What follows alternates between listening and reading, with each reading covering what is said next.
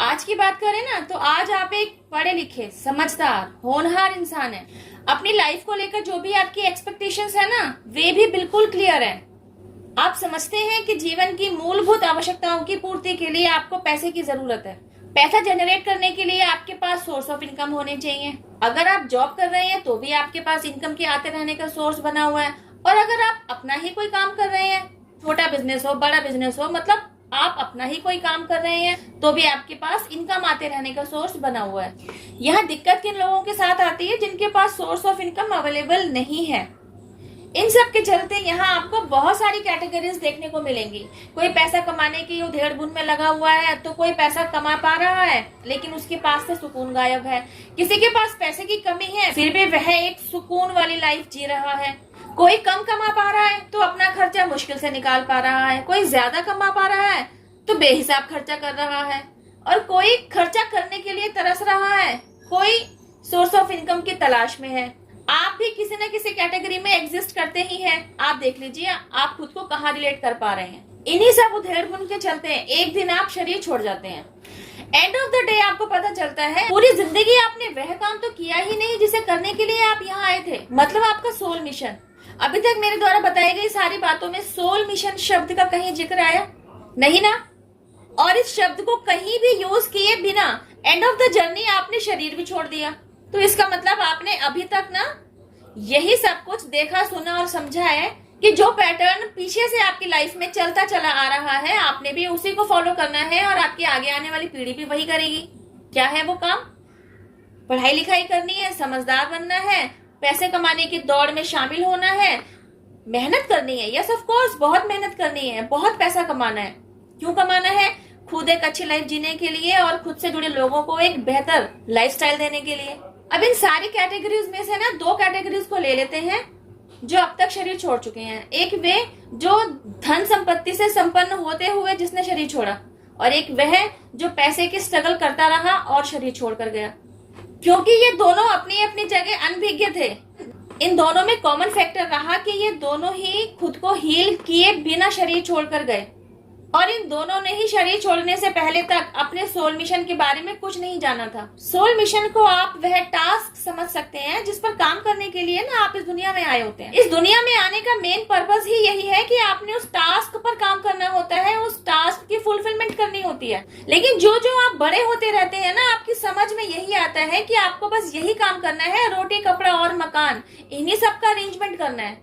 और इन्हीं सबको अगर आप अच्छे से अरेंज कर पा रहे हैं तो आप एक सक्सेसफुल लाइफ जी रहे हैं। बिकॉज आपको पता ही नहीं कि आप कितना महत्वपूर्ण रोल प्ले करने आए थे। ईश्वर ने आपको कितना जरूरी टास्क देकर भेजा था। तो चलिए फॉर एन एग्जाम्पल हम समझते हैं कि आपका टास्क था एंसेस्ट्रल हीलिंग सेंड करना। तो समझिए जिस टास्क को आपने पूरा नहीं किया उसकी वजह से क्या हुआ, और यह भी समझिएगा अगर वह टास्क कंप्लीट कर लेते तो उसकी वजह से क्या होता। ईश्वर द्वारा दिए गए टास्क को समझ ही नहीं पाए, उस पर काम ही नहीं कर पाए तो ब्लड लाइन पेन के शिकार हुए। टास्क को समझा, उस पर काम किया तो अपनी आगे आने वाली पीढ़ी के लिए ब्लड लाइन पेन रहित एक खुशहाली से भरा हुआ सुखी और समृद्ध जीवन जीने के लिए एनवायरनमेंट तैयार किया। ये आपकी ब्लड लाइन है। जिस ब्लड लाइन को आपने कैरी किया, आपसे पहले आपके माता पिता भी रहे। आपकी मम्मी की बात करें तो आपकी मम्मी की माताजी भी रही, आपकी मम्मी के पिताजी भी रहे। आपके पिताजी की बात करें तो आपके पिताजी की मम्मी भी रही और आपके पिताजी के पापा जी भी रहे, है ना?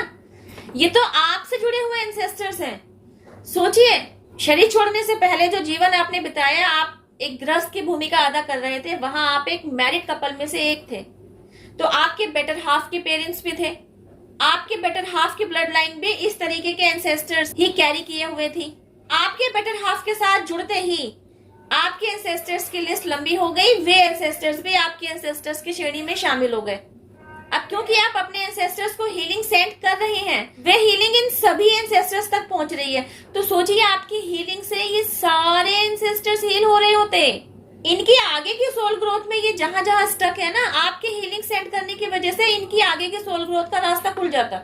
सोचिए, जरा सोचिए आपको कितना महत्वपूर्ण रोल दिया गया था कि आप वह काम करके आइए, इन सभी की हीलिंग, इन सभी को हीलिंग सेंड करने का जरिया बनिए। सोचिए कितना अहम रोल निभाने आप यहाँ आए थे। खुद ईश्वर द्वारा आपको यह टास्क दिया गया था लेकिन आप तो इस टास्क को अचीव किए बिना ही शरीर छोड़ गए। आपको याद होगा इस वीडियो के तहत मैं 2 कैटेगरीज लेकर चल रही हूँ। एक कैटेगरी वह है जिसमें धन संपदा से परिपूर्ण इंसान ने शरीर त्यागा है, लेकिन वह इस बात से अनभिज्ञ रहा कि वह अपना सोल मिशन अचीव कर नहीं आया है, मतलब ईश्वर द्वारा दिए गए टास्क को उसने पूरा नहीं किया है because of any kind of reason, कि वह अनभिज्ञ था, उसको पता ही नहीं था। मोरल ऑफ द स्टोरी ये है कि वह उस टास्क पर काम नहीं करके आया है, अपने सोल मिशन को उसने अचीव नहीं किया है, वो पेंडिंग है उसकी तरफ से। लेकिन उसको तो यह लग रहा है कि वह तो अपनी आगे आने वाली पीढ़ी के लिए धन संपदा छोड़कर आया है, मतलब उसने अपना काम पूरा कर लिया है। नहीं, आपके द्वारा समझने वाली बात यही है, बेशक आप अपनी आगे आने वाली पीढ़ी के लिए धन संपदा छोड़कर आए हैं, but what about your journey? आपने अपनी जर्नी में अपने लिए क्या किया? यही वह बात है जो 100% लोग नहीं जानते हैं कि एक मानव शरीर में आते हुए भी आप दो शरीर पर काम कर रहे होते हैं। एक स्थूल शरीर है और एक सूक्ष्म शरीर है, मतलब आपके पास एक स्पिरिचुअल बॉडी है और आपके पास एक ह्यूमन बॉडी है।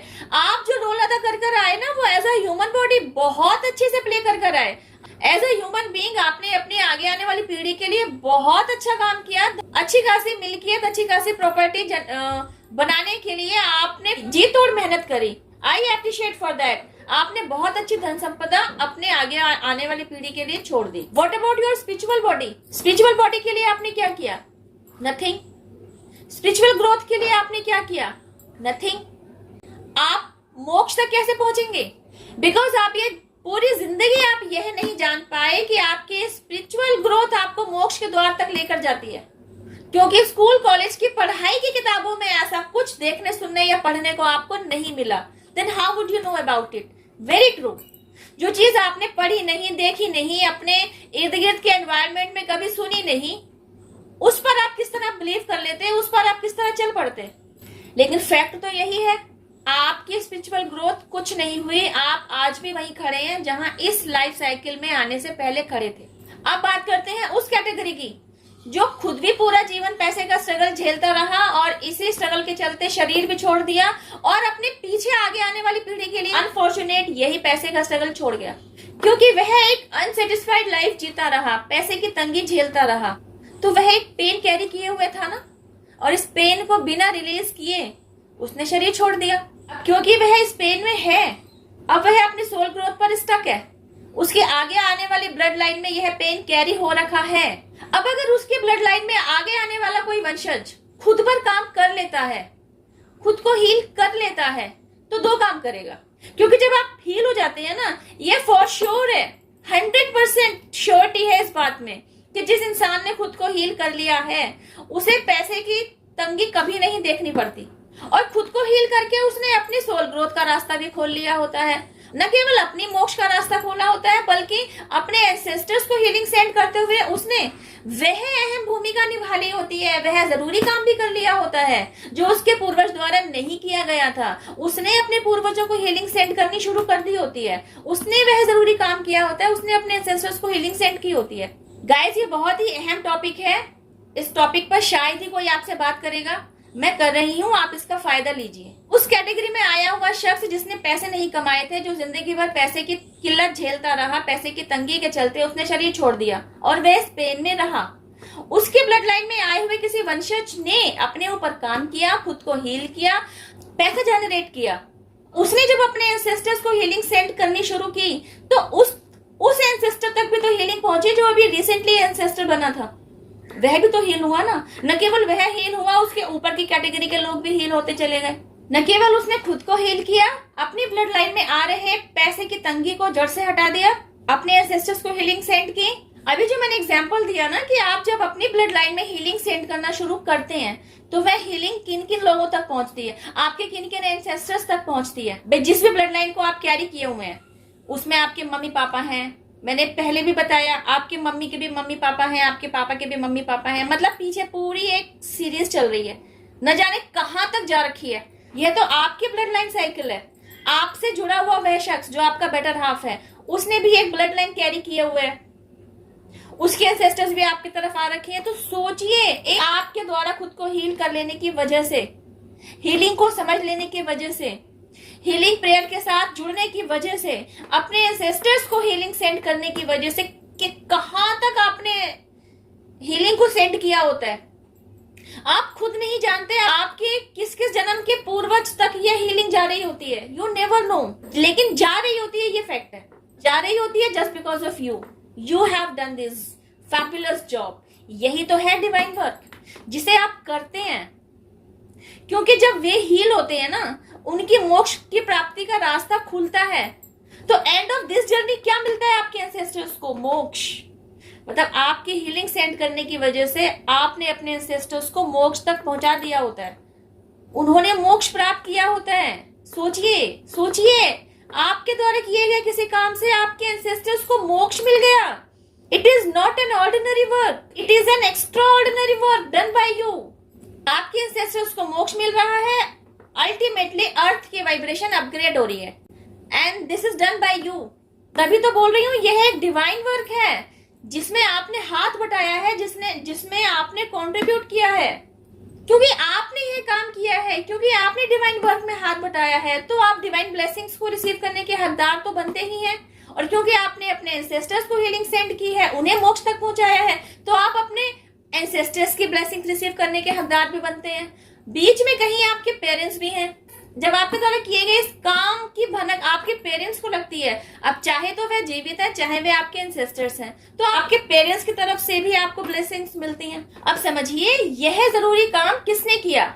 उस ब्लड लाइन में आए हुए वंशज ने किया जहां पैसे की किल्लत थी। यह पैसे की किल्लत ब्लड लाइन पेन ही था जिसे उसी ब्लड लाइन के एक वंशज ने हील किया। गाइज, इसी टॉपिक से रिलेटेड ब्रीफ नॉलेज लिए हुए ढेरों वीडियोस आपको इसी चैनल पर मिल जाएंगी। आप चाहें तो इस टॉपिक को और अच्छे से समझने हेतु वहां से भी गाइडेंस ले सकते हैं। आई होप गाइज वीडियो में दिया गया मैसेज आपको अच्छे से समझ में आया होगा। फिर भी यदि कोई क्वेरी हो, you can ask me on comment box, I will definitely answer to you. इस वीडियो में बस इतना ही। अब मैं आपसे मिलती हूँ मेरी नेक्स्ट वीडियो में एक और ज़रूरी टॉपिक के साथ। टिल देन हैव पेशेंस, रब्बा खैर, जय माता दी, take care, bye, stay blessed.